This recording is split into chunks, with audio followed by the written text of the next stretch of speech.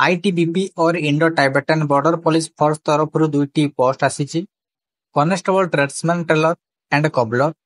Constable tailor 18टी post रही एवं कनेस्टेबल कबलर 33टी पोस्ट रही। एथिरे कैटेगरी वाइज पोस्ट देखा गले कनेस्टेबल ट्रेलर मेल जनरल 7टी पोस्ट रही। ईडब्ल्यूएस रे 2टी पोस्ट रही। एससी रे नील रही। एसटी रे 7टी पोस्ट रही। तेबे टोटाल मेल कनेस्टेबल ट्रेलर रे 16टी पोस्ट रही। कनेस्टेबल ट्रेलर फिमेल रो जनरल रे गोटे पोस्ट रही। ईडब्ल्यूएस रे नील रही। एससी रे नील रही। एसटी रे गोटे पोस्ट रही। तेबे टोटाल फीमेल कनेस्टेबल ट्रेलर रे 2टी पोस्ट रही। कनेस्टेबल कबलर मेल रो जनरल रे 15टी पोस्ट रही। ईडब्ल्यूएस रे 3टी पोस्ट रही। एससी रे गोटे पोस्ट रही। एसटी रे 9टी पोस्ट रही। तेबे टोटाल मेल कनेस्टेबल कबलर रे 28टी पोस्ट रही। Constable cobbler female general 3टी post रही। ईडब्ल्यूएस रे नील रही। एससी रे नील रही। एसटी रे 2टी पोस्ट रही।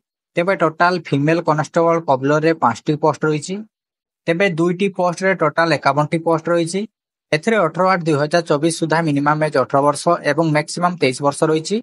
यही 2टी पोस्ट रे एजुकेशन क्वालिफिकेशन मैट्रिक पास रही और आईटीआई रही और 2 वर्ष diploma course ITI related trade रही। फिजिकल एथिरे मेल मानकर हाइट 167.5 सेंटीमीटर रही एवं फीमेल मानकर हाइट 157 सेंटीमीटर रही।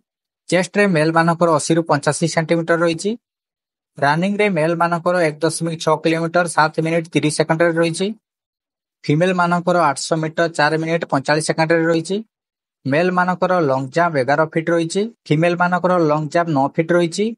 हाई जंप रे मेल मानकर 3.5 फीट रही। हाई जंप रे फीमेल मानकर 3 फीट रही। एथिरे सिलेक्शन प्रोसेस पीईटी टेस्ट सह पीएसटी टेस्ट रही एवं ता सह रिटन एग्जामिनेशन 50 मार्क रही।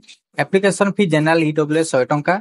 एससी एसटी एक्स सर्विसमैन एवं फीमेल मानकर फ्री रही। एप्लिकेशन बिगन 20/7/2024 स्टार्ट हो सारी। Last date for apply online 18/8/2024।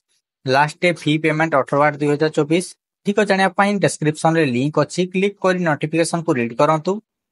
यही पोस्ट रे अप्लाई करने चाहूले recruitment.itbpolice.nic.in साइट को जाई आवेदन करें।